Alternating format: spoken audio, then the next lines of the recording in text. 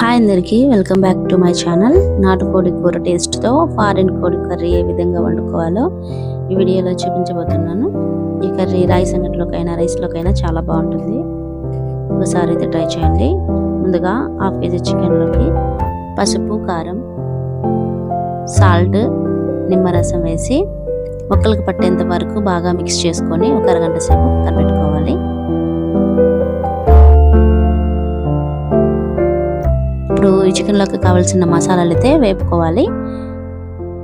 ఇవి బాగా వేగిన తర్వాత దీంట్లోకి లాస్ట్లో అయితే గసగసాలు కూడా వేసి వేపుకోవాలి.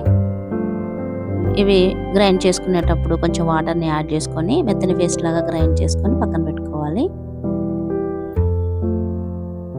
కడాయిలో ఆయిల్ని పోసి ఆయిల్ హీట్ ఎక్కిన తర్వాత ఉల్లిపాయ ముక్కలను వేసి వేపుకోవాలి. దీంట్లో కొంచెం సాల్ట్ వేస్తే ఉల్లిపాయ ముక్కలు త్వరగా వేగుతాయి. అట్లాగే పచ్చిమిర్చిని కూడా యాడ్ చేస్తున్నాను.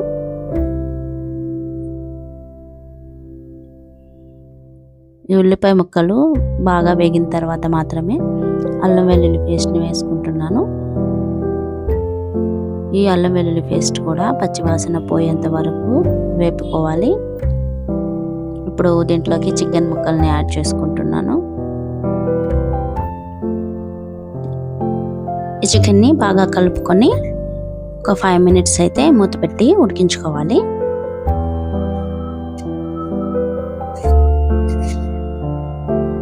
ఇప్పుడు 5 మినిట్స్ తర్వాత ఈ చికెన్లో తగినంత సాల్ట్, వేడి నీళ్ళను పోసుకొని ఒకసారి బాగా కలుపుకొని మంటను మీడియం ఫ్లేమ్లో పెట్టి చికెన్ ఉడికించుకోవాలి.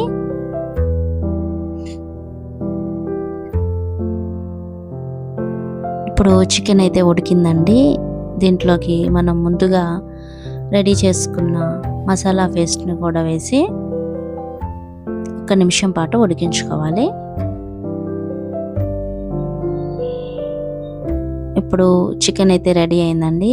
ఇది దించే ముందు కొత్తిమీర కూడా వేసి దించేసుకోవడమే. వీడియో నచ్చితే లైక్ చేయండి, సబ్స్క్రైబ్ చేయండి.